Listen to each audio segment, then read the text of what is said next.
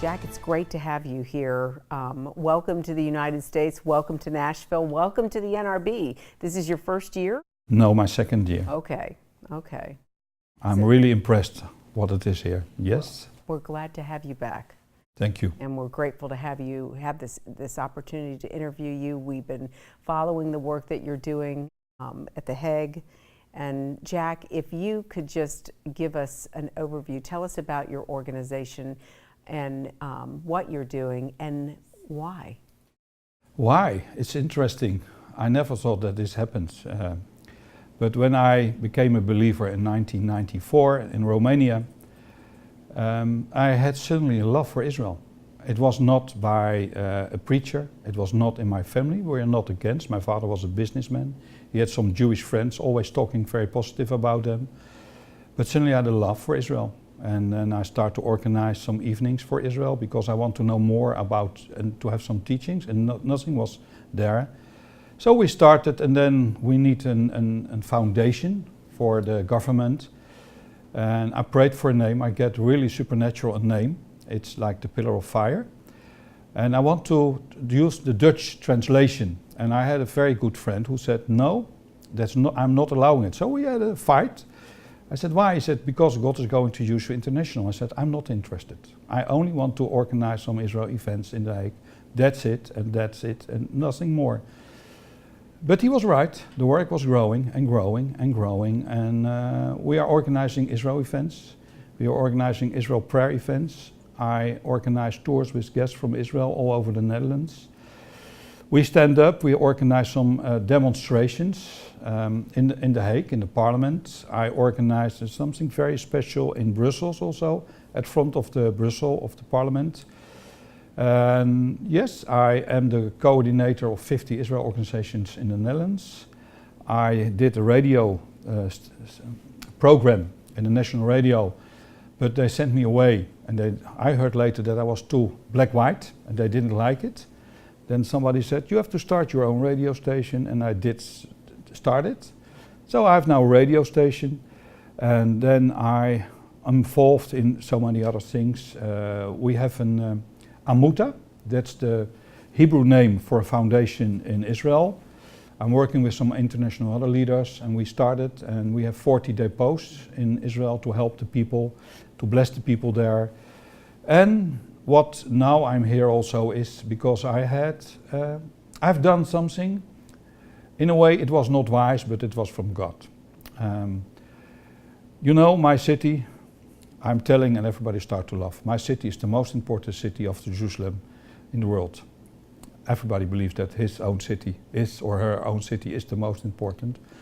But I think it's the most important city of the world, and I can explain it. A lot of people don't know how important The Hague is, but The Hague is in the world, the capital of international law.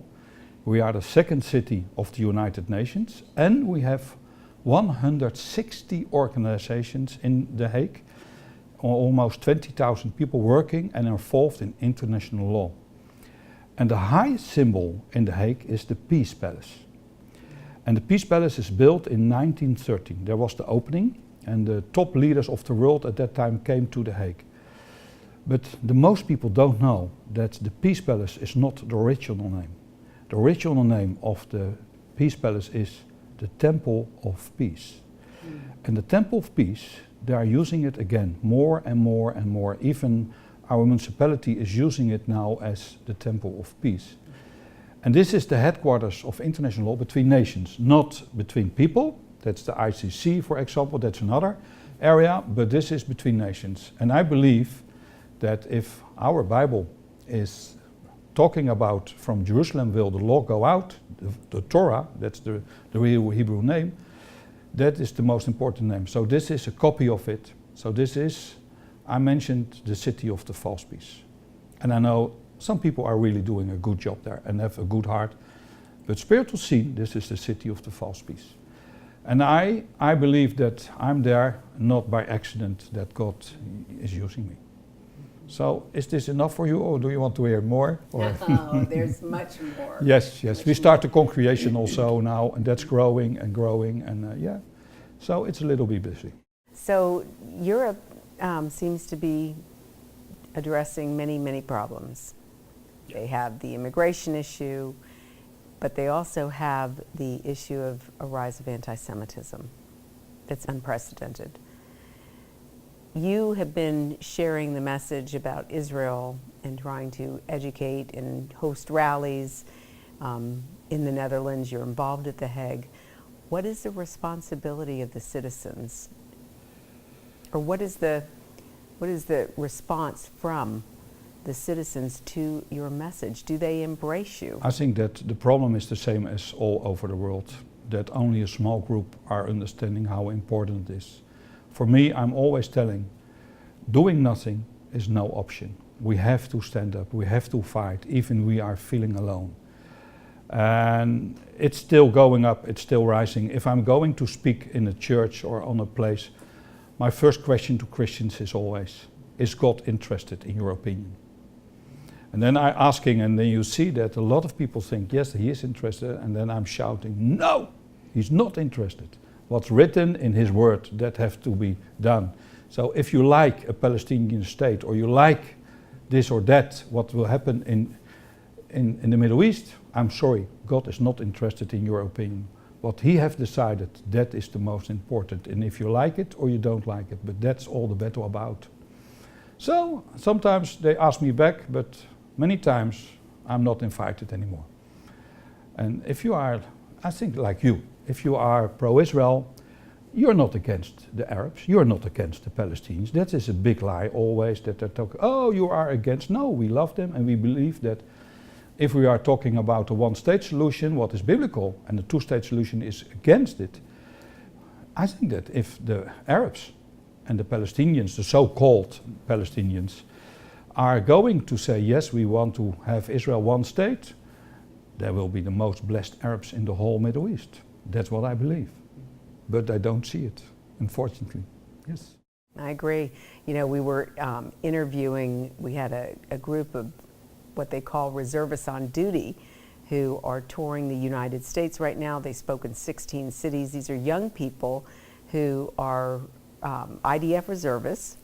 They are all Israelis, but each of them, they were Druze, they were Bedouin, they were Muslim, they were Christian. It was fascinating to hear their side of the story in Israel. They love their country, Israel. They have they talked about the opportunities that they have, the freedoms that they enjoy, the rights of women that they experience. But they look like one of the gentlemen that was on the panel last night is Christian. And he said he was following what was happening to the Christians in the more recent years, being butchered and slaughtered in Arab countries. And he said it really hit him that our family is safe here in Israel. Our rights and our freedoms are protected. But if I just lived across the border in Syria, I would be running. My family would be running. And it was interesting to hear that perspective. And I find it interesting, and I'm sure you do too, Jack, that when you present the facts, the truth, to people who think they know what the truth is, it's astounding that people don't want to hear the facts. When you present the facts, and they shared, this group shared about an incident that happened at University of Georgia here in a couple nights ago when they spoke in Atlanta. And the Students for Justice in Palestine group came to their event. They popped up in the audience, started yelling, peace, intifada, Palestine, free Palestine, this type of rhetoric completely interrupted the whole event. And they were these reservists were trying to engage with them and ask them, what are you talking about? They wouldn't communicate. They just kept chanting. So the reservists, after they finished their program, there was a Students for Justice in Palestine event going on.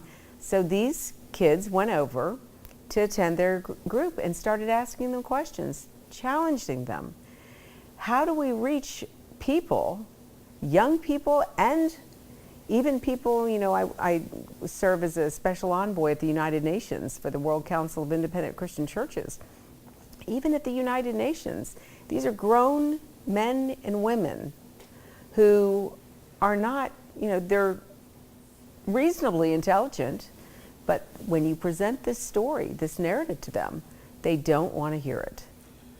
How do you deal with that? It's really a problem and a challenge, and I don't know sometimes how to work with this and to solve with it.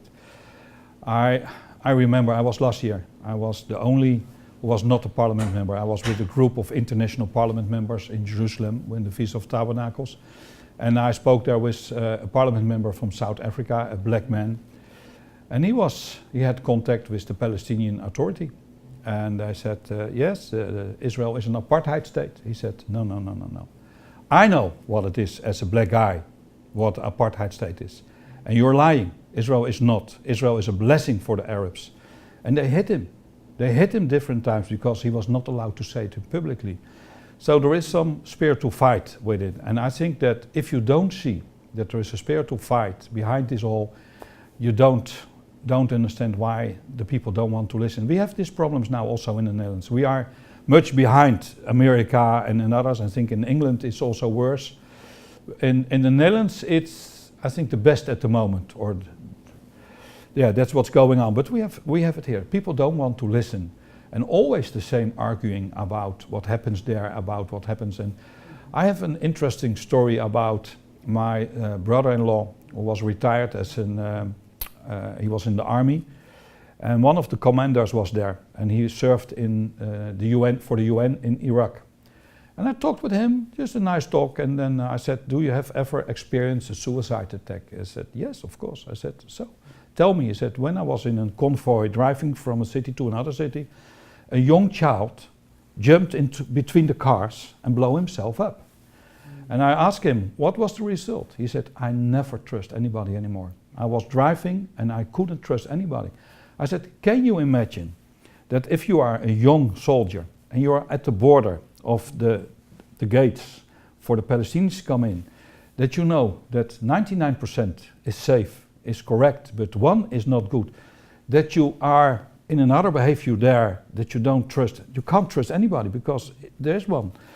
And that's the problem what happens with the soldiers at the border. Sometimes they make mistakes, but it's so different. And when I spoke with him, he changed complete his attitude about Israel. But we have to fight. And we have to fight. And I want to give, if it's okay for you, one example. We did a big demonstration in the Netherlands when some years ago there was in the UN talking about splitting the Jerusalem. And we stand up for it in the Netherlands. We had a big demonstration, but after it I was a little depressed. What a waste of time. Nobody is interested. We had thousands and thousands of people. Nobody is listening to us. What is the result? What are we doing? But I said to one of the guys who I organized with it, I'm going to Brussels, to the European Parliament also. I don't like it, but I can't cancel it anymore. We have set something up, and so 2 weeks later we are going to Brussels, and I was really, oh, what a waste of time. They are not interested. But I had there a lesson from God to know, because we organized at the square, at front of the entrance of the buildings, we had there a meeting, we had our own stage, our own electricity, everything was there arranged. So we had really a miracle. I did some talks, and I did also proclamations from the Word of God with all the people there, and we had screams. And I didn't notice that something happened when we were standing at front of the parliament buildings. And later I get a phone call on the way back to the Netherlands. "Jack, do you know what happened? Do you know what happened?" I said, "No, what happened?" He said, there is an electricity company who is responsible for the energy, for everything in the parliament buildings in Brussels, and the name is Elijah. Can you imagine? Like the prophet Elijah. Oh, and they had something going wrong, and there was a small fire in the buildings. And everybody had to leave the buildings, even the top guys from the European Parliament, and they were sending out to our square where we are standing there, and they heard our message, they heard the speaking. So I know from that moment, this is something only God can do it. And from that moment, my mind is totally changed. Sometimes you don't see it, But if we stand up, God will see it and he will do something. And later we know what he has done. So I agree what you are doing. Stand up and to fight the battle. That's God's battle. That's what we are doing. And he's using people for it. Absolutely. So tell us a little bit more about the work that you're doing at The Hague. What type of, you've been involved in some resolutions? I'm now doing something, not resolutions, but something else. I had some, it's a long story. I'm bringing it short, but I did something some years ago. I was kneeling on my knees in my office and I said in my prayer, God, for me, it's very clear. Your word said that Israel has all the rights on the land and that they belong there. Judea, Samaria, the Temple Mount, east of Jerusalem, everything belongs to you. But the world is not interested. The world is not interested in your book. But I believe that you are so wise, so amazing wise. You are the wisest of all kind. And that even in international law you have arranged in history that Israel is not illegal occupying the territories and everything there. And I challenge you to show this to world leaders in my city, who is the capital of international law. No earthquake, no flash, nothing happened. But 2 weeks later I said to my wife, I'm really concerned. God spoke. I have taken your challenge, but I'm going to ask you to organize it. I can tell you, I have many times that I cried, I asked the Lord, give it to somebody else. This is not my job. I don't have the contacts, I don't have the money. What have I done? And then I started to organize international prayer conference. I think if this really is from God, prayer is the most important thing. And that's what we done. We started with prayer. We had an amazing, and I had the vision to do it in the Peace Palace. In the Peace Palace? Not possible. It's not allowed to do anything like this. They are very anti-Israel. You know, in 2004 there was the big event with the wall, if the wall was illegal or not. Yes. So it was impossible. I can tell you that Mission Impossible is possible by God. Yeah. And we organized on 28 and 29 of June in the Peace Palace a seminar to make a declaration for a later event, and that's, I'm praying for it, that Israel has all the rights to bring the leaders of the world together and to show them that because all the parliament members, and you know it, all the parliament are talking about Israel is against international law. Nobody has any, they don't know what international law is. I'm not an international lawyer, but I know they're talking about something they don't have no clue about it. Right. So I asked 32 international lawyers together and to make a declaration, to talk.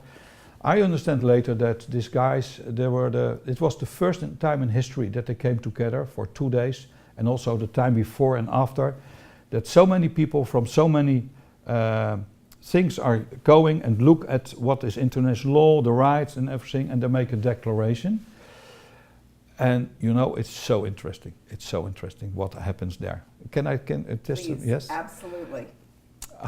First, the declaration to come in the Peace Palace is not possible. But I believe if God is going to open a door, nobody can close it. One moment when we prayed every Sunday and with a group of intercessors, and then I had a vision that I saw a group of international lawyers standing at front of the gates of the Peace Palace, and the gate was closed. And I was at the back, and I walked around them, and I was going to the gate, and there was the head of security at the other side, and he asked me, in whose name are you coming? Interesting question. In whose name? I said, I'm coming in the name of the King of all kings. So, and then I had a key in my hand and I opened the gate. That was the dream, it was over. Mm-hmm. So I was sharing this and everybody said, Jack, you are the key. You are the guy with the key to open this and to make a reservation in the Peace Palace. Mm-hmm. But one of the international lawyers when I was working with, he knows the people, he was doing it. It was not possible, it was busy, it was no success. And I was praying, God, if I'm the guy, I need to do it, but I'm not going to say it to him. He don't believe in dreams, he don't believe in this kind of thing. So, after 1 month, he phoned me, Jack, please, can you help me? You live in The Hague, I'm not, and it's not going to work for me. I said, okay. Phone stopped. The second phone call was to the Peace Palace. I had this lady on the phone, and I had a meeting. I was going to her, and then I was there, and she asked, what are the dates? And I prayed for the dates. I said to her, 28 and 29 of June. So she was looking in her schedule, and she said, wow, the only 2 dates that I have available are 28 and 29 of June. And do you know why this is so important, the date? Nobody knows it. Nobody, even the Jews don't know it, that this is so absolutely amazing and prophetic. 28th of June, 1967, exact 50 years ago, after the Six Day Wars, the municipality of Jerusalem declares the borders of Jerusalem. And later, in 1980, it became a basic law. So this is really exact 50 years later. And nobody knows it. So then, this was really a miracle. Nobody believes, even the Israeli embassy couldn't believe what I shared with them. Jack, you're serious? They're not allowing, yes, I told you always, prayer is going to bring the end. That's right. So then, we had a prayer conference in the beginning of June. And it seems that I always have dreams or visions, but that's not true. I'm always wrestling about to hear the voice of God. I heard a voice when I was quiet, with all the intercessors. I want you to eat my word. I want you to speak my word. I want you to use my word. And then I saw myself walking with a Torah scroll in the Peace Palace. I was stunned. I didn't know what happens with me. So I was sharing this, and everybody was so enthusiastic. They said, Jack, this is really from God. I said, but a Torah scroll in the Peace Palace? No synagogue will give him to a Gentile his Torah scroll. But I prayed, and I was thinking, I'm going to ask the rabbi, who's a very close friend in The Hague. And he said, Jack, I'm sorry. I'm not going to give you my Torah scroll to walk on the streets. But 1 week before, I get a phone call from an Arab friend who is a believer, who is very pro-Israel, and he has a Torah scroll. I heard from somebody about what happens, and I want to tell you, I have a Torah scroll, you can use it. So then, what happens, I brought the Torah scroll and the Ark together in the Peace Palace. And on 28th of June, 9 o'clock in the morning, we had a team of shofar blowers at the gates. They're blowing the shofar, and I opened this 2 days. And I said to them, and I opened the Ark, not getting out the Torah scroll, but I opened the Ark and I proclaimed that from Zion the word will go out, the Torah, not from Jerusalem, and not all the international law books who are here. 1 million books or so are in the Peace Palace. And then I say hello everybody and welcome. So this was for me, not in the news, not on television, now maybe, but it was really for me, the most important thing that I ever have done in my life, that I've proclaimed in a temple of peace, in a false temple of peace, that not The Hague, but Jerusalem will see. So I'm happy to see that more and more people know that the battle is also about international law. Do I believe that I will change the world? I'm not busy with that. It's for God, what people will do. It's not for me. I'm doing it like you are bringing the message.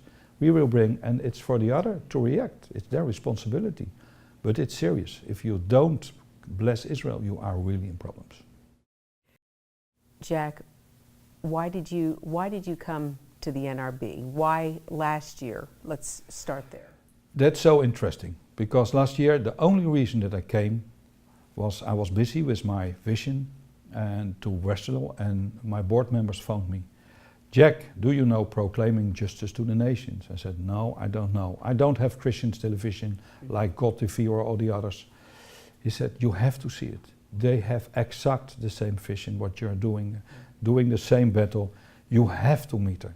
You really, so that was the reason that I came last year. And I met you, and now I'm here back, and I didn't realize that this is because I was going last year. So I was listening, I prayed for it, and it's so important that the message is going out. I really believe that this is also the time of that we can reach every nation in the world. You know, I had an experience on the Kotel, on the Western Wall, some years ago in 2014. I don't remember, at the first evening of the Kotel, I was there. When I was praying and laying my hands on the Kotel, suddenly a lot of wind came, it started to rain, and then a flash. and a loud thunder. And then the rain, so we had to leave. I was helping older people. And a Palestinian friend who was on the square at front of the hotel, he said, Jack, have you seen what happens? I said, no. He said, I live here. This is the first time in my life that I see that the flesh came down on the Temple Mount. And he said, I've never seen it. And the next morning, when I woke up, I had an experience, and I don't know how to explain this, but like you are eating and you have bread, for example, in your mouth. I woke up the next morning and I had words in my mouth, and that changed my whole life. And the words came out every time when I opened my mouth. It's decision time for the nations. It's decision time for the nations. It's decision time for the nations. And I believe that this is one of my callings, that God will bring me, and I'm not searching for it. If it's His job, you have to send me. So, and that's what you're doing too. It's decision time for the nations. We have to confront the nations about Israel and about the facts, and that's what you and me are doing, and that's really, it's so important. I really believe it's so important. Yeah. If you were to leave one message with the broadcasters here at the NRB, what would that message be, Jack? I will say, is God interested in your opinion? And I will say, no. This is the time that God is restoring Israel. And if you have a program, or you are broadcasting, and you don't talk about Israel, you're missing everything. I believe that this is not the time of the church anymore. This is the time of Israel. He is going to restore it. And if you want a big harvest, bless Israel and stand with Israel. If you're not doing it, you're fighting against the will of God. Amen. Jack, have you always been this way? Did you grow up in a strong Christian home? I was very anti. I call myself growing up in a black gospel church, but because of the black clothes. And I was very anti-Israel. And when I was married, I decided in 1994, I'm part of the largest puppet show in the world. There is no God, there is nothing. Then I was going to Romania. I was a car dealer there for my work. And I had a meeting with a guy from 94 years old. And he gave his testimony. And when I came home, my wife opened the front door and she said, what happens with you? Your whole face is changed. And then I remember that a voice I had in my life, a loud voice, go and preach the gospel. And the gospel for me, I was always about, this is a conflict with Israel, but the gospel is the message about Israel. It's not about salvation, it's Israel and the salvation. And I found out later, this guy from Romania, this man, he was a Jew, a Jewish guy. Later, 20 years later, I found out. So this is not always. I was always busy working, sometimes for 15, 19 hours a day, working. And now I'm doing this, and yeah. And I'm very glad. But you know, it seems very good and very cool, but there are also a lot of battles. Also in your family, with your children, with your wife, their health. So we had a lot of battles also. But we're going on. There is, and I think you will recognize it, there is a fire. You can't explain to people they don't know, but there is a fire, and if you like or you don't like, the fire is burning and you can't stop it. And that's what I'm doing. Yeah. Amen. So we are fighting together the same battle. Yeah. Absolutely. And we are not alone. No. We are not alone. The Lord goes before us and He sends His messengers to help us, to aid us in the work that we do. Yeah. It's very encouraging to hear your story. So were you raised in a Christian home? Yeah. And so was the Bible, what was it like growing up in a Christian home in Europe back then? I mean, we see how Europe is pulling away. There's no, we hear pockets, we see pockets. When I was in Scotland last year, I was amazed in Glasgow, the people of faith. And I wasn't sure how the people would receive my message, because my message was very similar to yours, that we have a responsibility to stand up against the rise of anti-Semitism. We're dealing with anti-Semitism at unprecedented levels. ADL reported earlier this year, beginning of this year, that there was an 86% increase in anti-Semitism globally. Yeah. And in the United States, 67%. That's that's outrageous that this is happening, Jack, in our lifetime. We're 70 years, 75 years, you know, maybe 78 years removed from the Holocaust, from Nazi Germany. Look at what's happening in Europe. Look at Poland, rewriting history. Unbelievable. We saw Ukraine did the same thing, Lithuania, Latvia. What are your thoughts about what Poland is doing? Because now you and I having this conversation, if this is broadcast in Poland, we become subject to the law, thank God. 2 years ago, I was in Krakow with my family for a holiday, a special holiday to visit Auschwitz or so, but we visited there and we are going in the area where all the Jews were in the Second World War. And we spoke there with some people from Poland and they said, Poland is so pro-Israel and everything here is paid by the government and we want to give education about the history, we want to give education about what happens there. And 2 years later, there's a totally change. I don't know. What do you attribute it to? Is it the government? Because I hear, oh, it's a nationalist government. This is that's why they're leaning now. They want to rewrite their what Poland was involved in. But you know that we have the highest rate in the Netherlands, the highest rate of Jews. They are sent away and never came back. They are killed. We have more than 90%. In my city, 91 or 92% of the Jews are being killed in the Second World War. So the rate of the Jews who are sent away and murdered in the camps are higher in the Netherlands than everywhere. But the picture is that we are so good. And that's what you see also in Poland. We don't want to be, we don't want to know what we have done. We don't want to talk about it. I think this is also a spiritual issue, what see, and it will be growing. I am sorry, but I believe before the coming of the Messiah, this has to happen and this is going to happen. And I'm asking, people ask me why I am always doing what I'm doing. I said, my only motivation is the coming of the Messiah. If you believe in the first or in the second, and I believe in the second, I believe there is only one solution. There is no solution before the Messiah, he comes. If you see the killings in the world, if you see, I'm reading a book about Kurdistan, we have to fight. Israel is the key. And if the church is not seeing it, they are making such a mistake because not the Jews only will be attacked. The church have also the problems and they don't see it. They don't understand. Like we talked about what's going on in the Middle East. It's terrible. Even the Jews are talking. How is it possible that Christians from the Western world are not working with them, not helping them? It's terrible. So do you see a correlation between the rise of anti-Semitism and the rise of anti-Christian hatred and bigotry and attacks? Yeah, I believe that, yes. People don't want to listen to God. It's like in the time of Noah, what's written in Matthew. And that's what we see now. The people don't want to have, and the Jews and the Christians are in a way a mirror. They're seeing that there is a God and they don't want to be confronted with the voice of God. This is really what I believe.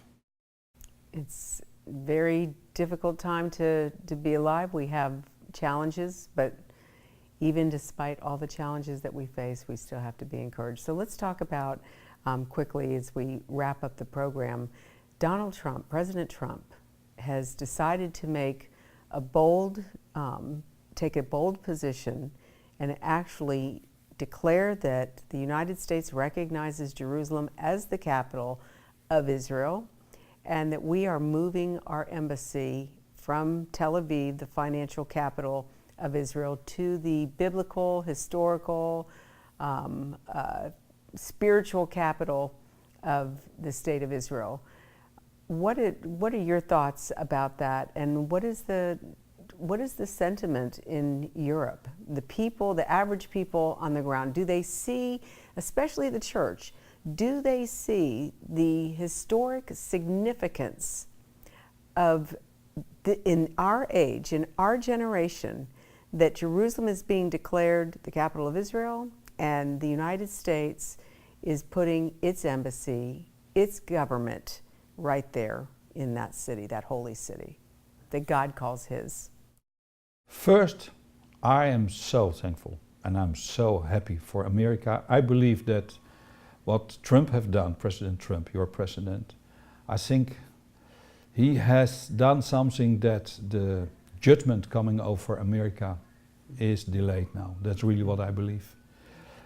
It's a miracle. But I have never in my life experienced Donald Trump. For example, some years ago, if you talk about Jesus on a birthday in a home, everybody was upset. Then later, if you talk about Israel, you have a problem. There's a lot of discussions. But if you start to talk about President Trump, you have almost really a fight. People are so upset about this guy. Mm-hmm. The media is so negative about him. There is so much fake news, and sometimes he is doing, I have my doubts about it, why this way, but I think that God is using him. Really, this is from God, what he's doing. But in Europe, I know I'm very good some Christian parliament members, and they believe that it was not the right time to do it. And I don't agree. The right time never is coming, the right time. The right time was in history, not in the future. So he was too late to do it, but he have done it.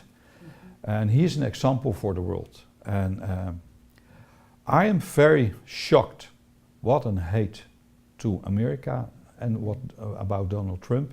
And now also about your President Mike Pence, and I like him. He is such a man of God. The hate, I don't know, but it's terrible. And that's also the mirror, the voice of God, what happens. And I'm very happy that America has made this decision. And now they talk about, and also some Israeli people are talking about, why can you wait? Mm-hmm. You know, why shall you wait? Do you think that there will be a change? Right. It's crazy to think about it. They are all afraid. And what happens? What happens now? Is there a change of it? No. Nothing changed. And Jerusalem is the capital, so I don't know. So I'm very blessed, and I hope and pray, and not me only, but a lot of people in the other nations, that their nation will do it like our nation will do it, yes. Well, it seems, I think Guatemala has said they're going to move their embassy. The Czech Republic is talking about doing it. They're still talking. Yeah, I think that, you know... And the time for talking is over. We need to do something. It needs to be done. Yes. That's right.